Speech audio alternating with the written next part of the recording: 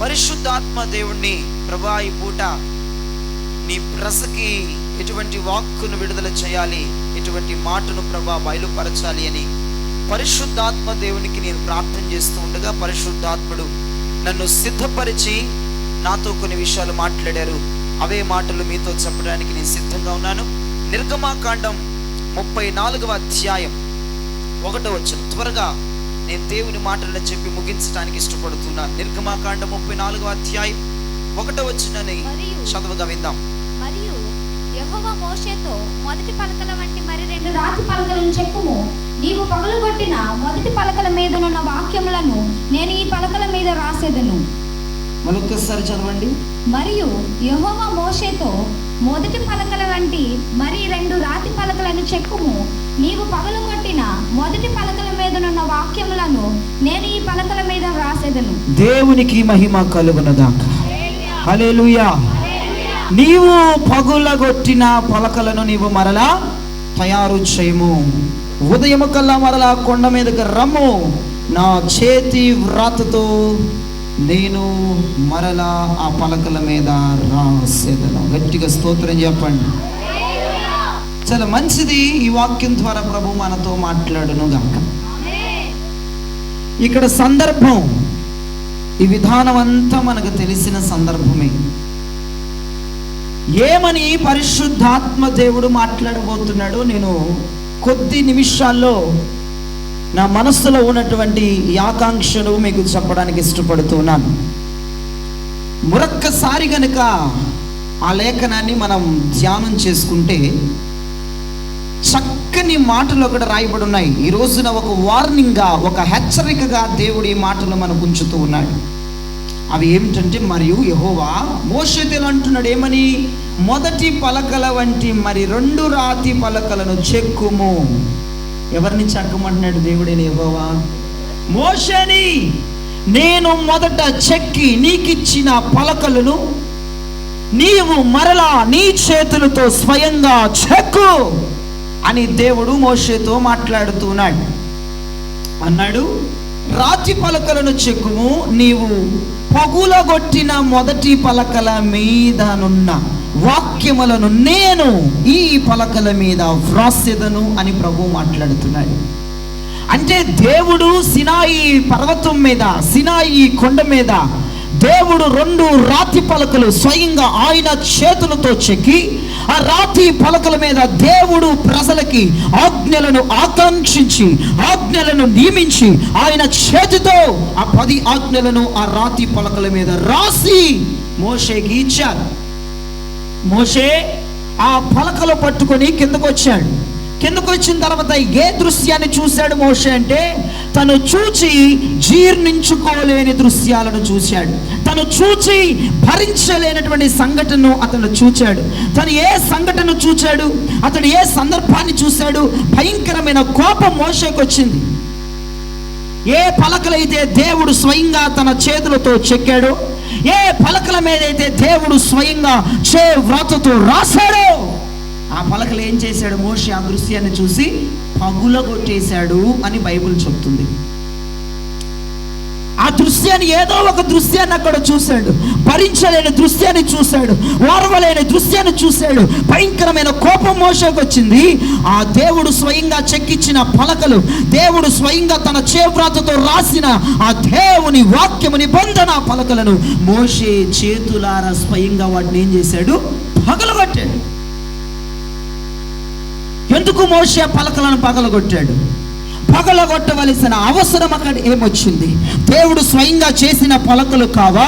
దేవుడే మహాకాశములను పట్టరాని సైన్యములకు అధిపతి యెహోవా తన చేవ్రాతతో ప్రజలకు ఇచ్చిన ఆజ్ఞలను ఆ పలకల మీద రాస్తే, దేవుడే స్వయంగా 40 రాత్రులు 40 పగళ్ళు ఆ యొక్క రాతి పలకలను చెక్కి ఆయన చేతులతో రాసిచ్చిన పలకలు నిమిషాల మీద మోషే పగలగొట్టాడు. కారణం ఏంటంటే, ఇశ్రాయేలు ప్రజలందరూ కూడా మోషే ఏమాయనో, మమ్మల్ని నడిపించే నాయకుడు ఏమైపోయాడో అని అహరోను వద్దకు వెళ్ళి, మోషే కనపడట్లేదని, మోషే మాయమైపోయాడని, మోషే మమ్మల్ని మోసం చేశాడని, ఐగుప్తు నుంచి తీసుకొచ్చిన వాడు సగ దూరంలో మమ్మల్ని వదిలిపెట్టి మాయమైపోయాడని పిచ్చి కోతలన్నీ కూస్తున్నారు అహరోను వద్ద. అహరోను గారు, మాకంటే ముందుగా నడవవలసిన నాయకుడిని మీరు చెయ్యాలి, మాకొక దూడని మీరు చెయ్యాలి. మోషే ఏమైపోయాడో, ఎక్కడ ఆగిపోయాడో, మమ్మల్ని పట్టించుకోవట్లేదు అన్న ఒక పనికి మాల మాటలు అహరోనుతో మాట్లాడుతున్నారు వారు. అహరోను అన్నాడు, మీ చెవులకి ముక్కలకి మీ మెడల్లో ఉన్నటువంటి బంగారపు ఆభరణాలు నాకు ఇవ్వండి, అది కరగదీసి నేను ఒక దూడని చేస్తాను అని చెప్పి బంగారపు ఆభరణాలన్నీ వారి ఒంటి మీద నుంచి తీసుకుని ఒక దూడని చేసి ఆ దూడ చుట్టూ ఎగురుతున్నారు. ఏమని? ఓ ఇశ్రాయేలా, ఐగుప్తు నుంచి మమ్మల్ని విడిపించిన దేవుడవు నీవే అని పాడుతున్నారు. మీరు ఒకసారి జ్ఞాపకం చేసుకోండి, మిద్యాను అరణ్యంలో మోషే మందను కాస్తూ ఉన్నప్పుడు 80 సంవత్సరాలప్పుడు దేవాది దేవుడు దహించు అగ్ని ఒక పొద మీదకి వచ్చి మోషేని కేకవేసి, నా ప్రజలు అదిగో ఐగుప్తులో బాధపడుతున్నారా, శ్రమ పడుతున్నారా, 430 సంవత్సరాలు వారి మీద శ్రమల కాడి పెట్టబడింది, శ్రమల కొలిమిలో వారు ఉన్నారు, వాళ్ళ మూలుగులు నేను విన్నాను, వారి ప్రార్థన నేను విన్నాను. ఇప్పుడు మందన కాయటం వదిలేసి ఐగుప్తులోకి వెళ్ళి ఫరోతో పోట్లాడి నా ప్రజలు విడిపించుకురా అని దేవుడు మిద్యాను అరణ్యంలో మోషేతో మాట్లాడితే, మోషే ఏమన్నాడు? వెళ్ళటానికి ఒప్పుకోలేదు, నేను వెళ్ళను, అక్కడ నా మీద ఒక క్రిమినల్ కేసు ఉంది, అక్కడ ఒక ఐగుప్తుని నేను చంపేసి వచ్చాను, ఫరో నన్ను చూస్తే ఊరుకోడు, నా మీద ఉక్రోషమైన కోపముతో, ప్రచండమైన కోపముతో ఊగిపోతాడు, నేను వెళ్ళను అంటే దేవుడు బతిమలాడి ఐగుప్తుకు పంపించాడు. ఐగుప్తుకు పంపిస్తే ప్రజలందరినీ మోషే విడిపించాడు. మోషే విడిపించి ఎర్ర సముద్రం వద్ద కూడా దేవునికి మొరపెట్టుకు ఎర్ర సముద్రం రెండుగా చీలిపోయింది. పగలు మేఘ స్తంభమై, రాత్రి అగ్ని స్తంభమై దేవాది దేవుడు నిలుస్తూ ఉన్నాడు. ఆకాశం తెరవబడి అంతరిక్షంలోంచి ప్రతిరోజు వారు తినగలిగిన ఆహారం వస్తుంది. బండ చీలిపోయి ప్రతిరోజు వారి దాహమును తీర్చగలిగిన నీరు వస్తుంది. వీటన్నిటికి కారణం ఎవరు? మోషే కదా. మోషే నాయకుడు కాదా? ఐగుప్తులోంచి ఎవరి ద్వారా విడిపించబడ్డారు వాళ్ళు? మోషే ద్వారా కాదా? ఎర్ర సముద్రం ఎవరి ద్వారా చీలిపోయింది? మోషే ద్వారా కాదా? ఆకాశం ఎవరి ద్వారా తెరవబడింది? మోషే ద్వారా కాదా? మేఘ స్తంభమై, అగ్ని స్తంభమై దేవుడు నడుస్తున్నాడంటే మోషే ద్వారా కాదా? వాళ్ళు ఏమన్నాడు? దూడను తయారు చేసి దూడ చుట్టూ డ్యాన్సులు వేసుకుంటా, ఓ ఇశ్రాయేలా, నీవే మమ్మల్ని ఐగుప్తుల నుంచి విడిపించినది, ఎర్ర సముద్రం నుంచి 2 పాయలు చేసింది నీవే, పరలోకమైన ఆకాశం అని తెలిసి మన్నాను పంపించేది నీవే, బండలో నుంచి నీళ్ళు ఇచ్చేది నీవే, మమ్మల్ని కాపాడింది నీవే, మమ్మల్ని రక్షించింది నీవే, మమ్మల్ని బలపరిచింది నీవేనని పిచ్చి కోతలు కూస్తూ ఉన్నారు. ఇప్పుడు చెప్పండి, ఎవరికి రాదండి కోపం? విడిపించింది ఒకడు, కాపాడింది ఒకడు, తీసుకొచ్చింది ఒకడు, ఎదిరించింది ఒకడు, కాపాడి సురక్షితమైన మార్గంలో నడిపిస్తుంది ఒకడు, కొలిచేది ఇంకొకడే, కనపరిచేది ఇంకొకడే, ఆరాధించేది ఇంకొకడే, మహిమపరిచేది ఇంకొకడే. మోషేని మర్చిపోయారు. మోషే ఏమైపోయాడో, మాయమైపోయాడేమో, మా బ్రతుకులు ఉగ్గిపోలు చేశాడు, మాకొక దేవుడు కావాలి, మాకొక నాయకుడు కావాలి, మాకొక రాజు కావాలి, మా ముందు నడవగలిగిన వాడు కావాలి, మాకు దూరం చేయి అని దూడం చేయించుకుని అహరోనుతో పిచ్చి కోతలకు వస్తా డ్యాన్స్లు వేస్తూ ఉంటే ఆ దృశ్యాన్ని చూసిన మోషేకి కోపం వచ్చిద్దా రాదా? మీరు చెప్పండి గట్టిగా. విడిపించింది మోషే అయితే, నడిపించింది మోషే అయితే, తీసుకొచ్చింది మోషే అయితే, తిప్పలు పడి నానా కష్టాలు పడి శ్రమలు పడి దేవుని మాటకు లోబడి ఫరో వద్ద నుంచి ఒక రాత్రిలో స్వతంత్రాన్ని తెచ్చింది మోషే అయితే, మోషేని మర్చిపోయి మోషే ఇక లేడు, ఆయన ఏమైపోయాడో, మళ్ళీ వదిలిపెట్టి వెళ్ళిపోయాడని ఒక నిస్సహాయ స్థితిలో ఒక దూడను చేయించుకొని దూడ చుట్టూ డ్యాన్స్ వేయడం మోషే చూసి అతని చేతిలో ఉన్న దేవుడు చెక్కిన రాతి పలకలు, దేవుడు స్వయంగా రాసినటువంటి ఆ రాతి పలకలను నేలకేసి కొట్టేశాడు వాళ్ళ మీద కోపం. వాళ్ళు చేస్తుంది కరెక్ట్ కాదు, వాళ్ళు రాంగ్ చేస్తున్నారు, దూడ చుట్టూ తిరగడం ఏంటి?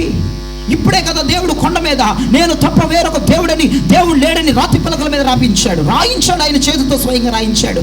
భూమి ఎందే కానీ, భూమి క్రిందే కానీ, ఆకాశం అందే కానీ ఏది కూడా, ఏ రూపాన్ని కూడా మీరు చేసుకోవద్దు, ఏ రూపాన్ని మీరు ఆరాధించొద్దని దేవుడు ఆజ్ఞను పైన రాశాడు కదా, వీళ్ళేంటి చేస్తుందని మోషేకి భయంకరమైన కోపం వచ్చి అతడు చేతిలో దేవుడు చెక్కిన, నీ పట్టుకోని మాటలు ఇన్నిసార్లు ఒక్కొక్క మాట చెప్తున్నానంటే ఆ మాటలోనే ఉంది ఈ రోజున మరమ్మత్తు. ఆ మాట ద్వారా దేవుడు మీతో మాట్లాడుతూ ఉన్నాడు.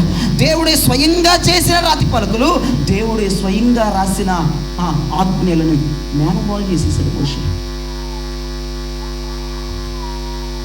ఇప్పుడు చెప్పండి, మోషే తన వ్యక్తిగత కోపంతో ఏమైనా పగలగొట్టాడా పలకలు? ఏమండి? దేవుడు మీకు మాట్లాడుటకు నోరులు ఇచ్చునుగాక. చెప్పండి, గట్టిగా చెప్పండి. వ్యక్తిగతమైన కోపంతో మోషే ఏమైనా రాతి పగలగొట్టాడా? అతడి వ్యక్తిగత కోపమా?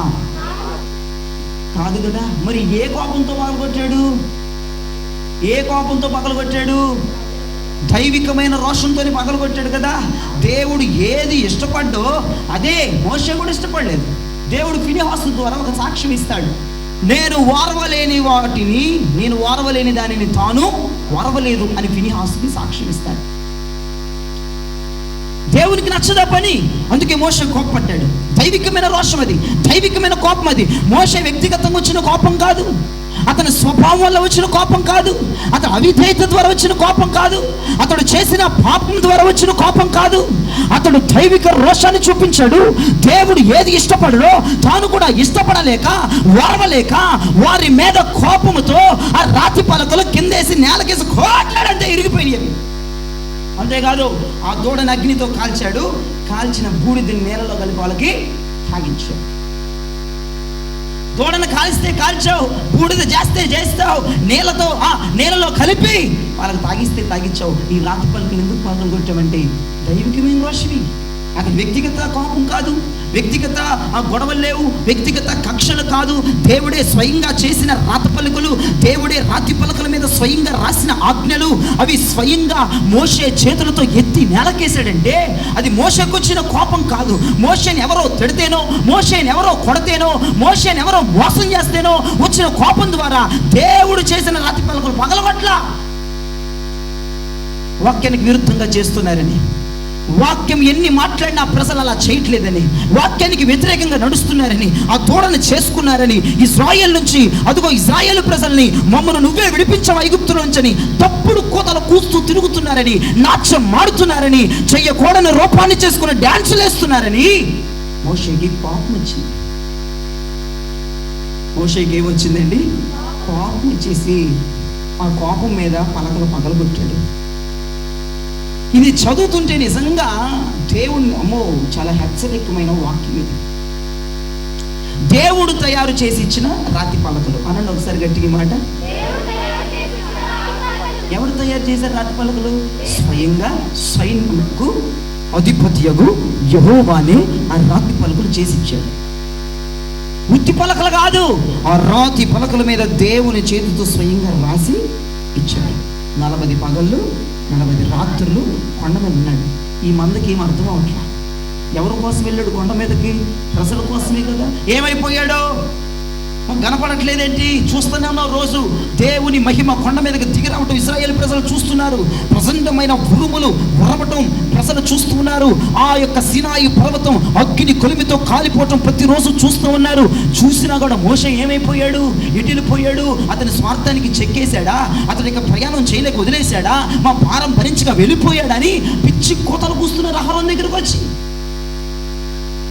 బాగా తినేస్తున్నారు భూమి మీద ఉండి. మోషేనేమో 40 రోజులు ఉపవాసం ఉండి పైన దేవుని దగ్గర గడుపుతున్నాడు, దేవునితో మాట్లాడుతున్నాడు, అగ్నితో ముఖాముఖిగా డీల్ చేస్తూ ఉన్నాడు. ప్రజలు ఎలా నడిపించాలి, ఏ ఆజ్ఞలు ఇవ్వాలి, ఎలాంటి మందిరం కట్టాలో దేవుని పనిలో మోషే ఉంటే, దేవుడు మాట్లాడడానికి మోషేని పిలిస్తే వీళ్ళేమో ఏమైపోయాడో అని మాట్లాడుతున్నారా? మీరు చూస్తూ ఉండగానే దేవుడు పిలిచాడు, మీరు చూస్తూ ఉండగానే సెలవిచ్చాడు, మీరు చూస్తూ ఉండగానే కొండెక్కాడు మోషే. ఏంటో మాటలు మీరు? సమర్పణ కలిగినోడు, ప్రతిష్టత కలిగినోడు, వైరాగ్యం కలిగినోడు, దేవుని మాట లెక్క చేయనోడు కాదు, దేవుని బాటలో నడిచే వ్యక్తి. ఎంత కష్టమైన ఎంత బాధ అయినా దేవుని కొరకు భరించే వ్యక్తి అండి. అటువంటి మంచి వ్యక్తిని వాళ్ళు ఎన్ని మాటలని గాయపరిచారు. నేనైతే అంటున్నాను, అతడికి దైవికమైన కోపమే వచ్చింది, అతడికి దైవికమైన రోషమే వచ్చింది. అతడు దేవుడు ఏది ఓర్వలేడో అదే అతను ఓర్వలేక పలకలను కింద పడిచాడు. కానీ ఇక్కడ ప్రభు ఏమంటున్నాడు? ఇప్పుడు మనం చదివినటువంటి అధ్యాయంలో ప్రభు మాట్లాడుతున్నాడు, మోషే నేను నీకు చేయించిన రాతి పలకలు నీవు చెయ్యి. వినండి, నా మాట వినండి. నేను నీకు ఏ రాతి పలకలు చేయించానో అవి నువ్వు యాజ్ ఇట్ ఈజ్గా చెయ్యి. అవి చేసి నువ్వు తెల్లారే కొండ మీదకి రా. టైం కూడా ఇవ్వలేదు దేవుడు. వినండి, టైం కూడా ఇవ్వలేదు. కొన్ని టైం ఇస్తే ఎలాగోలా చేసేవాడు. ఆ ఇరిగిపోయిన పలకలు అతికించడానికి లేదు. యాజ్ ఇట్ ఈస్గా పలకలు ఎలా ఉన్నాయో అది కూడా దేవుడు చేసిన పలకలు, సార్వభౌమి అధికారి చేసిన పలకలు ఒక మానవుడు చేయటానికి తగునా? దేవుడు చేసిన పనే మానవుడు యాజ్ ఇట్ ఈస్గా చేయగలడా? మీరు చెప్పండి, చేయగలడా? దేవుడు ఏది చేశాడు నువ్వు చేయగలవా? దేవుడు నమూనా, దేవుడు కొలతలు, దేవుడు వాడినటువంటి ఎక్విప్మెంట్స్, దేవుడు వాడిన పదార్థాలు అవన్నీ కలిపి ఆయన ఎలా చేశాడో, ఏ రూపంతో చేశాడో, ఏ సైజులో చేశాడో, ఏ ఎత్తులో చేశాడో ఒక మానవుడు చేయలేడు.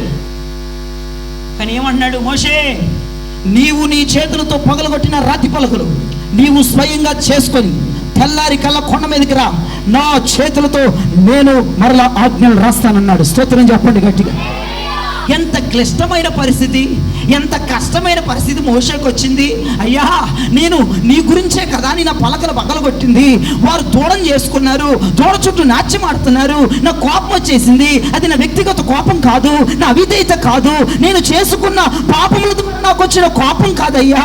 వారు దూడం చేస్తుంటే, వారు తప్పుగా మాట్లాడుతుంటే, వారు దూడను ఆరాధిస్తుంటే, దాని చుట్టూ గంతులేస్తుంటే నేను కోపంతో రాతి పలకలు పగలగొట్టానయ్యా అని మోషే చెప్పినా ఏమంటున్నాడు దేవుడు, నాకు ఇదంతా అనవసరం.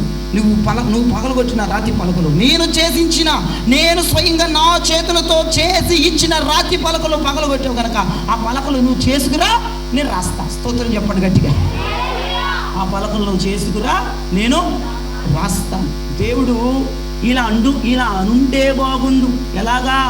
మోషే, నీవు నిజంగానే వాక్యానికి వ్యతిరేకంగా ఉన్నారు కాబట్టి, అవిధేయులుగా ఉన్నారు కాబట్టి, దూడం చేసుకున్నారు కాబట్టి, దాని చుట్టూ గంతులు వేస్తున్నారు కాబట్టి, ఓకేలే నీ కోపం నేను అర్థం చేసుకున్నా, నీకు వచ్చిన రోషం నేను అర్థం చేసుకున్నా, నీ ప్లేస్లో నేనుంటే అదే చేస్తాను మోషే, ఓకే నేనే రాతి పలకలు తయారు చేస్తా, నేనే రాసిస్తా రా అని పిలిస్తే బాగుండు అనిపించింది నాకు. కానీ అట్ట పిలవలేదే. రాతి పలకలు నువ్వు చేసుకొని, కింద భూమి మీద రాతి పలకలు నువ్వు చేసుకొని, నేను ఏ రాతి పలకలు అయితే చేశానో, ఏ కొలతతో చేశానో, ఏ హైట్తో చేశానో, ఏ నమూనాతో చేశానో, ఎలా చేశానో అలానే నువ్వు తయారు చేసుకొని కొండ మీదకి వచ్చాయన్నాడు. అది ఈజీ పనే? ఈజీ పనే కాదు ప్రియమా. దేవుడు చేసిన రాతి పలకలు ఎక్కడ? మానవుడు చేయగలిగిన రాతి పలకలు ఎక్కడ? మానవుడు దేవుడు చేసింది చేయగలడా? దేవుడు పోలికలో చేయగలడా? దేవుడి నమూనాతో చేయగలడా? దేవుని సైజుతో చేయగలడా? దేవుని స్వభావంతో చేయగలడా? ఇది ఎలా సాధ్యం? ఇంత క్లిష్టమైన పరిస్థితి. మోషే అనుకోని ఉండొచ్చు ఏమని, నా దుర్మార్గుడిని, నేను దౌర్భాగ్యుడిని. ఆయన స్వయంగా చేసి ఇచ్చిన పలకలు పగలగొట్టకుండా ఆ దూడను కాల్చేసానుగా, బూడిద కలిపి ఆ నీళ్లతో వాళ్ళని తాగించానుగా, అక్కడితో ఆగకుండా ఎందుకురా అని తిట్టుకొని ఉంటాడు మోషే నేను అనుకుంటున్నాను. మోషేకు సావు వచ్చేసింది. ఇప్పుడు దేవుడు చేశాడు. ఎవడో భూమి మీద అక్కడెక్కడో చేసిందో చూసి చేయడం కాదు, అక్కడ దేవుడు చేశాడండి. ఆయన చేసినట్లుగా ఒక మానవుడు ఎలా చేయగలడండి? క్లిష్టమైన పరిస్థితుల్లో మోషేని వదిలేశాడు. మళ్ళీ టైం ఎప్పుడు ఇచ్చాడు? టైం ఎప్పుడు దాకా ఇచ్చాడు? వారం రోజులు నీకు టైం ఇస్తున్నా, నువ్వు చేసుకుని అన్నాడా? పోనీ లేదుగా. తెల్లారి కల్లా నువ్వు కొండ మీదకి రావాలి. ఈ రాత్రి నేను చేసినట్టు నువ్వు చేయాలి. తెల్లారి కల్లా నువ్వు కొండ మీద తీసుకురావాలండి. ఒక్క మాట చెప్తాను వినండి. దేవుడు స్వయంగా ఆయన చేతులతో చేసించిన దాన్ని మనం ఏం చేస్తున్నాడు? పాడు చేసేసుకుంటున్నాం. దేవుడు స్వయంగా తన చేతులతో చేసి మనకి ఇచ్చిన దాన్ని దేవుడే స్వయంగా మనకి ఏది ఇస్తున్నాడో అది మనం పాడు చేసుకున్నామండి. తర్వాత అది సంపాదించుకోవాలంటే 3 చెరువులు కాదు కదా, 600 చెరువులు నీళ్లు తాగినా మన వల్ల కాదు. ఈరోజు ఉపదేశం మీకు అర్థమైతే దేవుడు చేసిచ్చిన దాన్ని మనం ఏం చేయకూడదు? పాడు చేయకూడదు, పగలగొట్టకూడదు. అది నీ వ్యక్తిగత కోపం కావచ్చు, నీ పాపము ద్వారా వచ్చిన కోపం కావచ్చు, లేదా అది ఏ కోపమైనా నువ్వు పొరపాటు వల్ల కోపం కావచ్చు. అయ్యా నా కోపంలో పాపం లేదు కదా అని నా లాభం లేదు. కోపము ఏదైనా కోపమే కనుక మోషేని దేవుడు ఎక్స్క్యూజ్ చేయలా. ఇది నీ వల్ల వచ్చిన కోపమే కదా, ఇది దైవిక రోషమే కదా అంటే, ఒరే దైవికమైన రోషమే రా మోషే, నువ్వు పలకలు పగలగొట్టకుండా ఉంటే బాగుండు అని దేవుడు మోషేతో మాట్లాడాడు. నువ్వు పలకలు పగలగొట్టకుండా ఇంకేదన్నా చేసినా బాగుండు, కానీ నేను స్వయంగా చేసిచ్చిన నా కృప, నేను స్వయంగా ఇచ్చిన పరిశుద్ధాత్మ, నేను స్వయంగా ఇచ్చినటువంటి ఈ యొక్క కనికరం నీ చేతులారా నువ్వు పగలగొట్టుకున్నావు కనుక నువ్వే తయారు చేయి అంటే ఎలా ఉంటుంది మన సీన్? నువ్వు సంపాదించుకోరాదు. నీ స్వయంగా ఇచ్చిన కనికరం నువ్వు సంపాదించుకో. పోగొట్టుకున్నావు, మిస్యూజ్ చేసుకున్నావు, బయటకు వచ్చేసావు. ఇప్పుడు నీకు నువ్వే చేసుకో అంటే ఎవడి వల్ల సాధ్యం సార్? అందుకే నేను అంటాను, దేవుడు ఇచ్చిన దాన్ని పగలగొట్టుకోవద్దు, దేవుడు ఇచ్చిన దాన్ని పాడు చేసుకోవద్దు. ఒళ్ళు దగ్గర పెట్టుకోండి, ఒంటి మీద సోయగలిగి ఉండండి. దేవుడు ఏది ఇచ్చాడో వాటిని గట్టిగా పట్టుకోవడానికి, దేవుడు మనకి ఏది ఇచ్చాడో వాటితో కనానుకు వాగ్దాన దేశానికి చేరటానికి మనస్సును కుదురుపరుచుకోండి, దృఢపరుచుకోండి. కోపం అందరికీ ఉంటుంది, కానీ మోషేకు వచ్చిన కోపం ఏంటి? దైవికమైన రోషం, దైవికమైన కోపం. నీకు ఎన్నో కోపాలు వస్తాయి నువ్వు చేసుకున్న తప్పుల వల్ల, నువ్వు చేసుకున్న అవిధేయతల వల్ల, నీవున్న మూర్ఖితమైనటువంటి పనుల వల్ల నువ్వు కోపం తెచ్చుకొని దేవుడు నీకు ఇచ్చిన అధికారాన్ని, దేవుడు నీకు ఇచ్చిన మహిమని, దేవుడు నీకు ఇచ్చిన కృపని, దేవుడు నీకు ఇచ్చిన ఆత్మని, దేవుడు నీకు ఇచ్చిన భాషల్ని, దేవుడు నీకు ఇచ్చిన దర్శనాల్ని, దేవుడు నీకు ఇచ్చిన ప్రవచనాల్ని నీకొచ్చే అడ్డదిడ్డమైన కోపాల వల్ల అవన్నీ పగలగొట్టుకొని జీవితాలు నాశనం చేసుకుంటారు. మరలా దేవుడిచ్చింది మనం సంపాదించుకోవడానికి తరాలు పడతాయి. కుదరని పని, అవని పని. దేవుడు ఇచ్చింది కాపాడుకోవాలి, దేవుడు ఇచ్చింది దాచుకోవాలి, దేవుడు ఇచ్చింది గౌరవంగా ఆయన ఇచ్చిందని పట్టుకొని ముందుకెళ్ళాలి. ఏదో పనికిమాలమైన కోపంతో, వ్యతిరేకమైన కోపంతో, దురదృశ్యమైన కోపంతో, ఏదో హెచ్చుతగ్గుల కోపంతో నీ పొరపాటే ఉండొచ్చు, నీకు పొరపాటుగా కోపం రావచ్చు. దైవికమైన రోషంతో కూడా దేవుని ఇచ్చిన అధికారాన్ని మనం పగలగొట్టుకోకూడదు.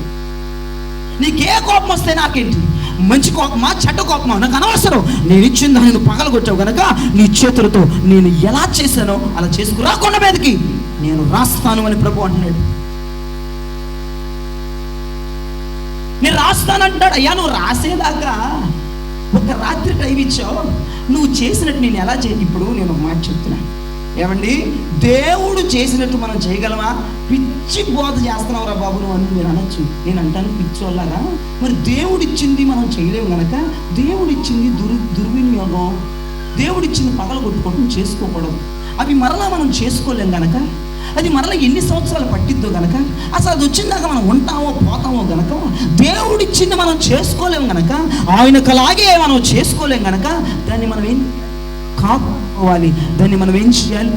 భద్రపరుచుకోవాలి. ప్రియదర్శనమా స్తోత్రం చెప్పండి. నా వైపు చూడండి, మీరు ఎవరి వైపు చూడబాకండి. ఏదైనా వాడు చూసుకుంటాడు, ఎవరి పని వాళ్ళు చేయాలి. స్తోత్రం చెప్పండి గట్టిగా. ఎంతమందికి అర్థమవుతుంది ప్రభుకు స్తోత్రం చెప్పండి. ఏమర్థమైంది? అల్లులియానా? ఏమర్థమైంది? దేవుడిచ్చి సీరియస్గా వినండి, ఎట్లా పడితే అట్లా కాదు. ఈరోజు వాక్యం నాకు భయం వేసిపోతుంది. దేవుడిచ్చింది నేలపాలు చేసుకుంటే పగలు కొట్టుకుంటే నేను చేసుకోగలనా? మరి ఏంటి మరి అంత నిర్లక్ష్యంగా కూర్చున్నావు? వాక్యం చదువుతుంటే ఒక భయం రావాలా, ఒక టెన్షన్ రావాలా, ఒక ఆందోళన వచ్చేయాలి. వామ్మో, దేవుడిచ్చిన మహిమ, దేవుడిచ్చిన కృప, దేవుడిచ్చిన అభిషేకం, దేవుడిచ్చిన అధికారం, దేవుడిచ్చినటువంటి ఆ బలమైన ఆ శక్తి, ఆ ప్రభావము, ఆ కృప నేను పగలగొట్టుకుంటే, నేను నాశనం చేసుకుంటే, నేను దుర్వినియోగం చేసుకుంటే, నేను చెదరగొట్టుకుంటే ఎలా అనేది బుద్ధి రావాలా, భయం రావాలా, వణుకొచ్చేయాలా. ఇంకా నువ్వు అట్టగా ఒక కళానికేతన బొమ్మల్లాగా కూర్చుంటే కుదరదు. ఎన్ని పాడు చేసుకున్నావమ్మా, ఎన్ని పాడు చేసుకున్నావమ్మా దేవుడిచ్చింది నీకు. ఇప్పుడు ఏడుస్తున్నావు, నేల మీద పడిపోయి కొంపల్లో కుటుంబాల సమాధానం లేదు, ఏడుస్తున్నావు. ఇప్పుడు దొరకదు ఏడ్చినా. దేవుడిచ్చిన లాగా మనం చేసుకోలేవు. మరలా అది సంపాదించుకోవడానికి ముప్పతిప్పలు పడిపోవాలి. అసలు ముప్పతిప్పలు పడినా అలా వస్తుందో రాదో తెలియని పరిస్థితిని. ఒక భయం ఉందా నీ కడుపులో? ఆయన ఇచ్చిన దాన్ని నేను ఎలా చేసుకోవాలి? నా కోపంతో, నా అవిధేయతతో, నా నిర్లక్ష్యంతో అయ్యో నేలపాలు చేసేసుకున్నా. దేవుని కృప నేలపాలు అయిపోయింది, అధికారం నేలపాలు అయిపోయింది, సేవా పిలుపు నేలపాలు అయిపోయింది, ప్రార్థన అనుభవం నేలపాలు అయిపోయింది. మరలా నేను చేసుకోలేను, మరలా నేను తయారు చేసుకోలేను. ఒకవేళ చేసినా ముప్పతిప్పల పడ్డా ఆయనకులాగా నేను చేయలేనే అన్న భయం ఈ రాత్రి ప్రాంతవాసులకి, సంఘ విశ్వాసులకి రావాలి. ఈజీగా దేవుడిచ్చిందని లెక్కపత్రం చేయట్లా. ఆయన నీకు ప్రేమ ఇచ్చాడు, ఆయన నీకు కృప ఇచ్చాడు, ఆయన నీకు కనికరం ఇచ్చాడు, ఆయన నీకు ఆత్మనిచ్చాడు, ఆయన నీకు వరాలు ఇచ్చాడు, ఆయనకి నీకు అభిషేకం ఇచ్చాడు, ఆయన సన్నిధి నీకు ఇచ్చాడు, ఆయన బలం నీకు ఇచ్చాడు, ఆయన అభిషేకం నీకు ఇచ్చాడు, ఆయన వాతావరణం నీకు ఇచ్చాడు. ఇవన్నీ ఇవన్నీ ఇవన్నీ పాడు చేసుకుంటే ఎలాగమ్మా? ఇవన్నీ నాశనం చేసుకుంటే ఎలాగమ్మా? ఇవన్నీ నేల పాలు చేసుకుంటే ఎలా? నీకు వచ్చే దౌర్భాగ్యమైన కోపమే దానికి కారణమైపోతుంది. మన జీవితాలు బాగుపడాలి, మన జీవితాలు ధన్యమైపోవాలి, మన జీవితాలు ఆశీర్వాదకరంగా ఉండాలి. ఇదేంటి నేలపాలైపోయాయి, ఇదేంటి పగిలిపోయింది, ఇప్పుడు మనల్ని చేయమంటున్నాడు, మనకి రాదే, ఆయన లాగా చేయమే, ఆయన స్టేజ్లో లాగా మనం దాన్ని ఏర్పాటు చేయలేమే. ఏంటి పరిస్థితి ఇప్పుడు? కొన్ని కుటుంబాలు నాశనం అవ్వడానికి, కొన్ని కుటుంబాలు గలిబిలైపోవడానికి, కొన్ని కుటుంబాలు సమాధానం లేకుండా తయారైపోవడానికి దేవుడు నీకు ఇచ్చిన అధికారాన్ని, దేవుడు నీకు ఇచ్చిన కృపని, దేవుడు నీపై చూపుతున్న ప్రేమని, దేవుడు నీ మీద ఒలికిస్తున్న అనురాగాలని నువ్వు నేలపాలు చేసుకుంటున్నావు. నీకు వచ్చిన కోపం వల్ల అది ఎలాగన్నా రానివ్వండి కోపం, ఏ రకంగా రానివ్వండి కోపం. ఏమండి, కోపము ఎక్కడ దాకా దారి తీసిద్దో తెలుసా? స్వయంగా దేవుడే తనంతట తానే చేసి ఇచ్చినటువంటి ఆ వరాలని, ఆ కృపని, ఆ మహిమని, అభిషేకాన్ని పాడు చేసుకునేటట్లుగా చేసిద్ది మనలో వచ్చిన కోపం. యాసిటీస్కి ఇప్పుడు అలా చేయి. దేవునికి కనికరం ఇచ్చాడు, ఇప్పుడు ఎవరి దగ్గర దొరికిద్దా కనికరం? యాసిటీస్గా దొరికిద్దా? ఏ ఊరు పోతావు, ఏ దేశం వెళ్తావు, బూది గంతుకుల వరకు తిరిగినా నీకు ఆ కనికరం రాదు. చాలామంది నిర్లక్ష్య ధోరణి విడిచిపెట్టట్లా, నిర్లక్ష్యమైన బ్రతుకుల్లో బ్రతుకుతా దేవుడిచ్చిన దాన్ని కూడా లెక్కాపత్రం చేయకుండా అవన్నీ నేలకేసి కొట్టేసి, అవన్నీ దుర్భరం చేసేసి, అవన్నీ నాశనం చేసేసి, మహిమలో ఉండకుండా, క్షమాపణలో ఉండకుండా, కృపలో ఉండకుండా, అభిషేకులు ఉండకుండా, కనికరం కింద ఉండకుండా, దైవజనుడి కింద ఉండకుండా, ఉపదేశం కింద ఉండకుండా, మేఘం కింద ఉండకుండా, అగ్ని కింద ఉండకుండా, ఆయన మాట చొప్పున నడవకుండా ఎంతమంది జీవితాలు కోపం ద్వారా చిన్నాభిన్నమైపోతున్నాయి. ఎంతమందికి దేవుడు ఇచ్చినటువంటి, దేవుడే స్వయంగా తరిచి ఇచ్చిన అవి ఏమైపోయాయి ఇప్పుడు?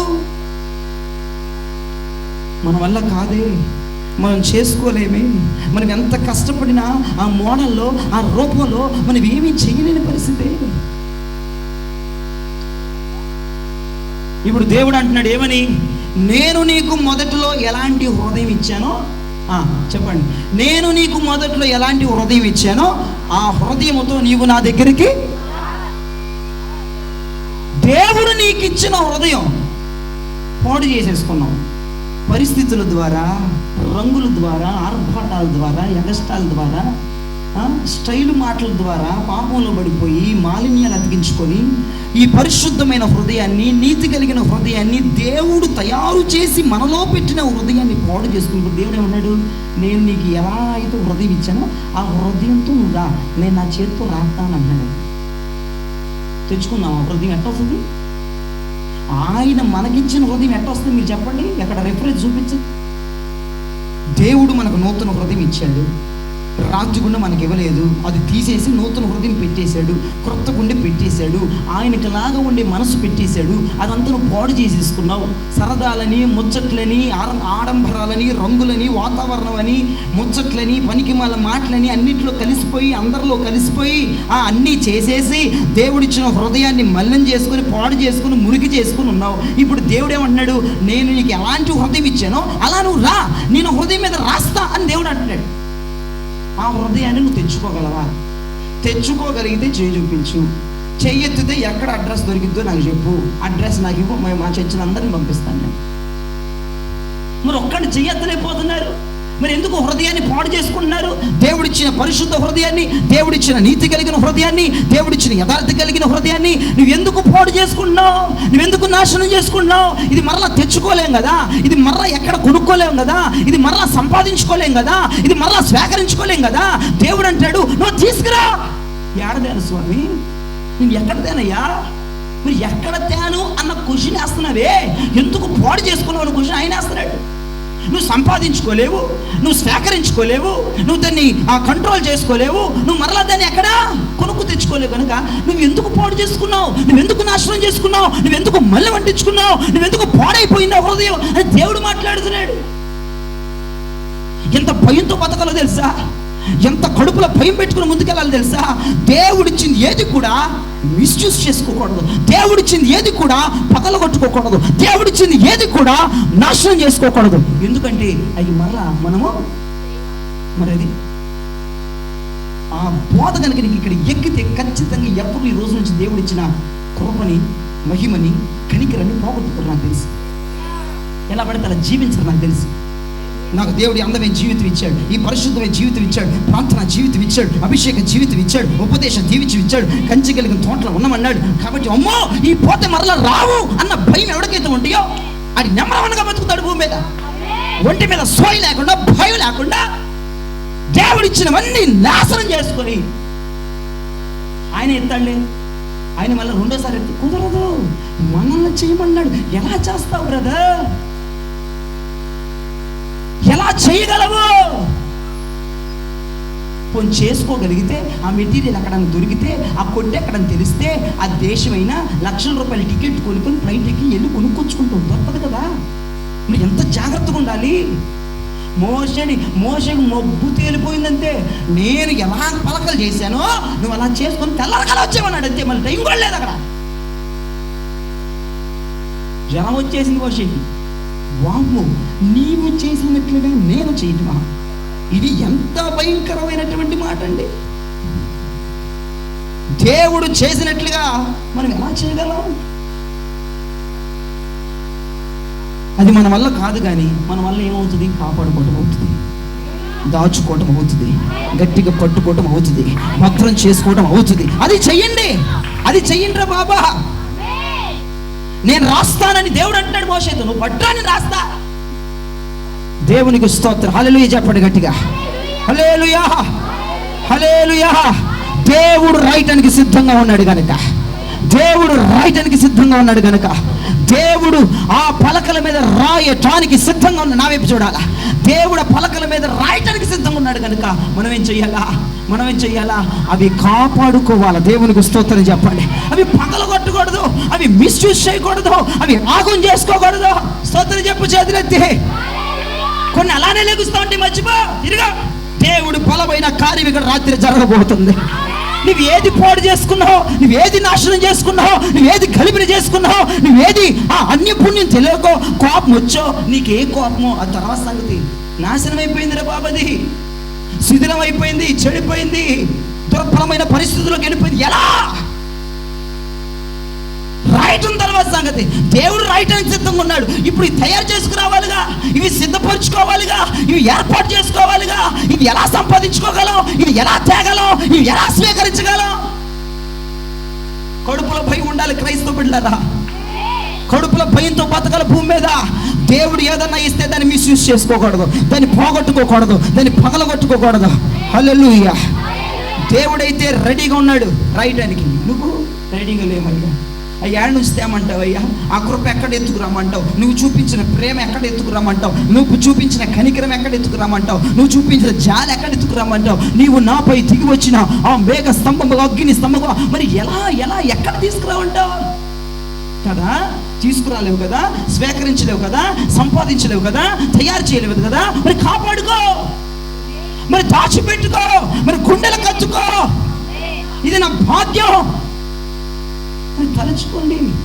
దేవునికి స్తోత్రం చెప్పండి. హల్లెలూయా. బుద్ధిహీనంగా చేసిన, పొరపాటుగా చేసిన జరిగిన నష్టం ఎలాగో జరిగిపోయింది. అయ్యా మేము అలా పగలగొట్టలేదయ్యా, మేము ఇలా పగలగొట్టామయ్యా, దైవికమైన రోషమేనయ్యా, నువ్వు ఎంత చెప్పినా కుదరని పనేది. నష్టం జరిగిపోయింది, నేలపాలు అయిపోయింది. ఇప్పుడు ఏం చేయాలా? ఏమీ చేయలేని పరిస్థితి. అందుకే చెయ్యి దాటిపోకుండానే బలమైన అద్భుతమైనటువంటి భద్రత క్రైస్తవ బిడ్డల్లో ఉండాలి. ఏదిచ్చిన గుండెల్లో దాచుకునేటువంటి కృప దేవుడు మనకి ఇవ్వాలి.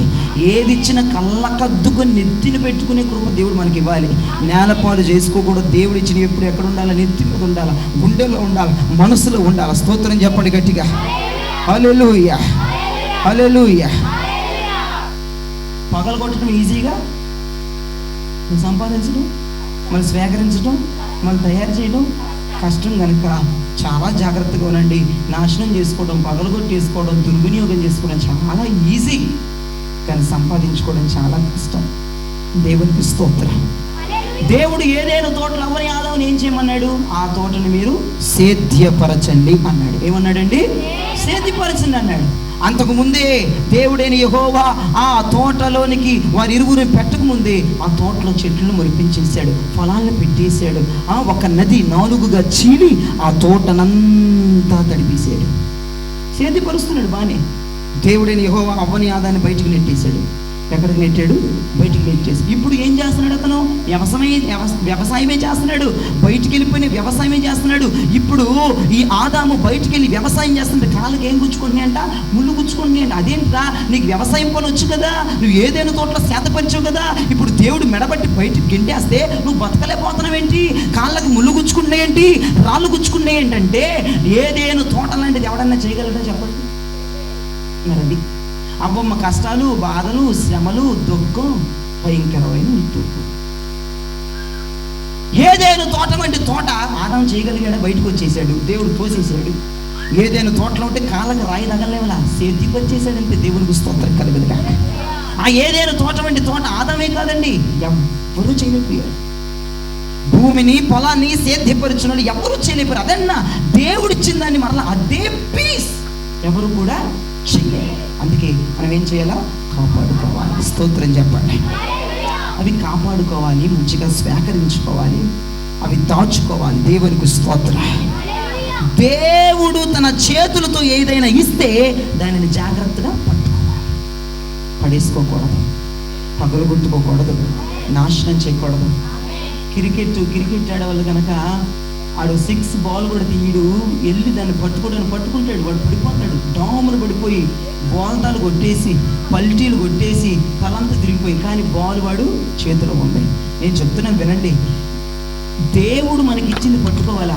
శరీరానికి దెబ్బ తగిలిన అది వదలకూడదు. మనం ఏమైపోతున్న పరిస్థితులు ఎలాగున్నా సరే దేవుడు మనకి ఇచ్చింది వదలకూడదు, దేవుడు మనకి ఇచ్చింది పగిలిపోకూడదు. వాడు ఏంటి, ఆ బౌలర్ ఏం చేస్తాడు, దాన్ని పట్టుకోవడానికి గురి, నేను పడిపోతానా, తలకే పగిలిపోద్దా, బోల్తా కొడతాను, అదేమి ఆలోచించడు. ఖచ్చితంగా దీన్ని పట్టుకోవాలి, అది కింద పడిపోకూడదు, అది పగిలిపోకూడదని ఒక బాల్ పట్టుకునేవాడు అలా పట్టుకొని పల్టీలు కొట్టినా సరే ఆ బాల్ మాత్రం వదలడాడు.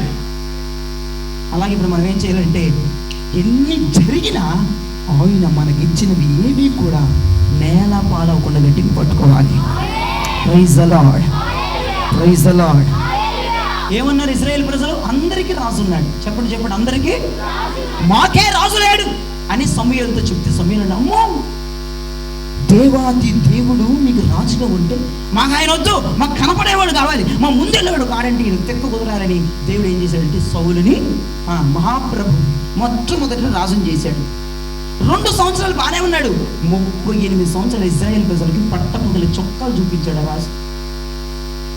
భూమి మీద రాజులు ఉన్నారు, కానీ ఆయన వంటి రాజుని ఎవరన్నా చేయగలరా? అందుకే నేను అధికమైన తెలివిలతో జీవితాలు నాశనం అయిపోతున్నాయి. మీ తెలివిని సంతకెళ్ళా, అధికమైన తెలివిలొద్దు. మేము సంపాదించేయగలం, మేము పెళ్లి చేసుకోగలం, మేము అన్నీ చేయగలం అన్నటువంటి తెలివొద్దు. దేవుడు ఇచ్చిందని జాగ్రత్తగా కాపాడుకోవడానికి దేవుని కృపను అడగండి. రాత్రి నువ్వు ఇచ్చింది మేము నేలపాలు చేసుకోకూడదు స్వామి, నువ్వు ఇచ్చిన రాజుని కూడా మేము నేలపాలు, అసలు నేను నేలపాలు చేసుకోకూడదు. ఇశ్రాయేలు ప్రజలకి నెంబర్ 1 రాజు ఉంటే వీళ్ళకంటే ఇంకో రాజు కావాలంట, కానీ ప్రభువు వంటి రాజు రాలేదు. ఒక మూర్ఖుడు వచ్చాడు, ఒక దుర్మార్గుడు వచ్చాడు. అదే చెప్తున్నాను నేను, దేవుడు ఇచ్చింది కాపాడుకోవడం నేర్చుకున్నాం. మళ్ళీ నీ చెప్పండి గట్టిగా. యేసు ప్రభు వారు కనాను ఎందుకు వెళ్ళారు? ఎక్కడికి వెళ్ళారు? ఇక ముగించేశారు. యేసు ప్రభు వారు ఎక్కడికి వెళ్ళారండి? కనాను ఎందుకు వెళ్ళారు? కనాను ఎందుకు వెళ్తే అక్కడ ద్రాక్షారసం అయిపోయింది. యేసు ప్రభు వారు బాణలన్నీ నేలతో నింపేశారు. ఆ నేలని దేవుడు ఎలా మార్చాడండి? ద్రాక్షారసంగా మార్చాడు. అవి ఏమో తీసుకెళ్ళి రాజులు వాళ్ళందరూ పెళ్లి కొడుకు తరపున అందరూ తాగుతున్నారు. వాళ్ళు ఏమంటారు?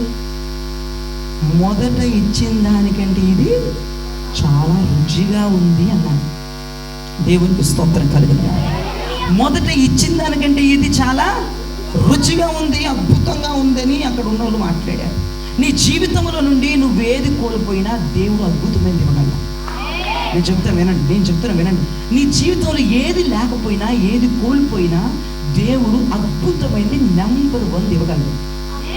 దేవుడు అద్భుతమైనది నెంబర్ 1 ఇస్తే నువ్వు పాడు చేసుకుంటే మరలాది నువ్వు చేసుకుందామన్నా, నువ్వు కలగందామన్నా, నువ్వు దర్శనం చూసి చేద్దామన్నా తెప్పలు పడినా పోగొట్టుకోవాలి. నీ జీవితంలో ఏది లేకపోయినా నెంబర్ 1 ఇస్తాడు. కానీ ఇచ్చిన దాన్ని కనుక నువ్వు మిస్యూజ్ చేసుకుంటే, ఇచ్చిన దాన్ని కనుక తగలబెట్టుకుంటే, ఇచ్చిన దాన్ని కనుక నాశనం చేసుకుంటే, అది నువ్వు చేసుకోవాలన్నా రాని పరిస్థితి. మనము చేసిన దానికంటే ఆయన చేస్తే చాలా బాగుంటుంది. స్తోత్రం చెప్పండి. వాళ్ళు ఫస్ట్ ద్రాక్షారసం చేశారు, అది బాగుందా? ఏదో ఏదో అంటే నార్మల్గా ఉంది, 50% వందలు 50. కానీ దేవుడు చేశాడు 100% కేకం. మనం చేసిన దానికంటే ఆయన చేస్తే బాగుంటుంది. అందుకే మన జీవితాలు ఆయనకి అప్పగించుకోవాలి. మన జీవితాలు ఆయన చేతిలో పెట్టాలి. మన ఆలోచనలు, మన నడవడిక, మన ప్రణాళిక, మన బుద్ధి, మన జ్ఞానం వద్దు. మనం చేసుకున్నంత 50, దేవుడు చేస్తే 100% సూపర్ అదిరిపోద్ది. అందుకే ప్రతి దేని చేతులకు వెళ్ళిపోవాలి. నువ్వు చేస్తే అద్భుతంగా ఉంటుందయ్యా, నువ్వు చేస్తే తిరుగుంటుందయ్యా, నా ఆలోచన నువ్వు చెయ్యయ్యా, నడవడిక నువ్వు చెయ్యయ్యా, ప్రణాళిక నువ్వు వేయ్యయ్యా, చెత్తాన్ని నువ్వు వేయ్యయ్యా, వంతెన నువ్వు వేయ్యయ్యా, నడిపించు బాటసారి. మేం చేసుకోకూడదు, నువ్వు చెయ్యాలి. అద్భుతంగా ఉండదు. ఆయన చేసిన దాన్ని పోగొట్టుకోవద్దు, కాపాడుకోండి అని చెప్తున్నాను. స్తోత్రం చెప్పండి. హల్లెలూయా. కానీ ఆయన చేసిన దానికంటే నీవు బెటర్గా చేయలేవు. ఆయన చేసిన దానికంటే మనం బెటర్గా ఫైనల్గా దేవాది దేవుడు చేసింది ఫైనల్. ఆయన ఏది చేసి మనకిస్తున్నాడు, ఏ కృప మనకిస్తున్నాడు, ఏ కనికరం మనకిస్తున్నాడు, ఏ ప్రేమ మనకిస్తున్నాడు, ఏ ఉపదేశాన్ని మనకిస్తున్నాడు, దాన్ని ఖచ్చితంగా గట్టిగా పట్టుకోవాలి. దేవచనమ్మ పాడు చేసుకోవద్దు, పగలు కొట్టుకోవద్దు. మళ్ళీ అది మన వల్ల కాదు అని చెప్తున్నాను నేను, మన తరం కాదని చెప్తున్నాను నేను. బుద్ధి లేని కన్యకులు, బుద్ధి కలిగిన కన్యకులు మొత్తం ప్రభువుని ఎదుర్కోవడానికి వెళ్ళారు. వీళ్ళ గుడ్లలో నూనె ఉంది, వాళ్ళ గుడ్లలో నూనె ఉంది. నూనె అనగా దేనికి సాదృశ్యం? అభిషేకానికి సాదృశ్యం. మరి అభిషేకానికి నూనె సాదృశ్యమైనప్పుడు 5 కన్యకలు లోపలికి వెళ్ళిపోయాడు, పరిశుద్ధాత్మను లోపలికి తీసుకెళ్ళిపోయాడు. ఇప్పుడు పరిశుద్ధాత్మను బయట ఉన్నాడా, లోపల ఉన్నాడా? బయట ఇప్పుడు లేడు కదా, లోపలికి వెళ్ళిపోయాడు. ఆ నూనె పట్టుకుని 5 కన్యకలు బుద్ధి కలిగిన కళ్ళు వెళ్ళిపోయారు. ఇంకో మిగతా 5 వెళ్ళిపోయారు, నూనె కొనుక్కోవడానికి వెళ్ళిపోయారు. నూనె దొరికిందా, దొరకలేదు? వాళ్ళకి దొరికింది, కానీ లోపలికి వెళ్ళారా వెళ్ళలేదా?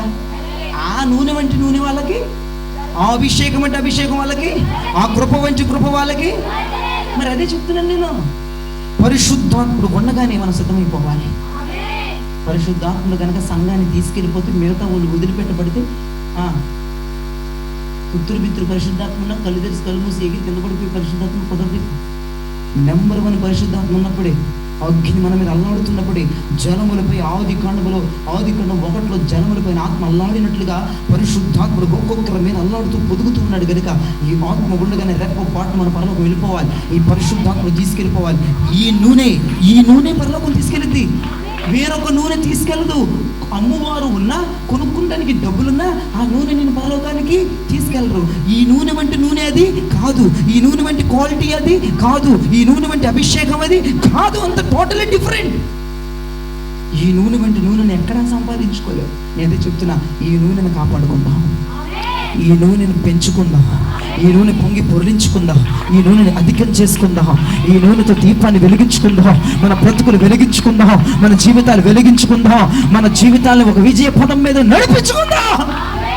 ఈ నూనె కోల్పోతే, ఈ నూనె అయిపోతే, ఈ నూనె ఒలిగిపోతే, ఈ నూనె నేలపాలైపోతే, అమ్మేవారు ఉన్నా, కొనుక్కోవడానికి డబ్బులున్నా, దీప బుడ్లున్నా, వెళ్ళిపోయి కొనేసుకున్నా, వస్తే మీరెవరు నాకు? అది సెకండ్ డైలాగ్ మనకు పడేది. నీ దగ్గర నూనె కాకపోతే ఆడి దగ్గర, నీ దగ్గర ఇది కొనుక్కోపోతే ఆడి దగ్గర. ఇప్పుడు కొనుక్కుంటావు, ఇప్పుడు బాగానే ఉంటుంది.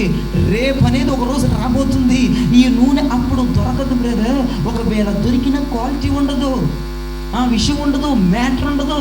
అది నిన్ను పరలోకానికి తీసుకెళ్ళే నూనె అవ్వదు.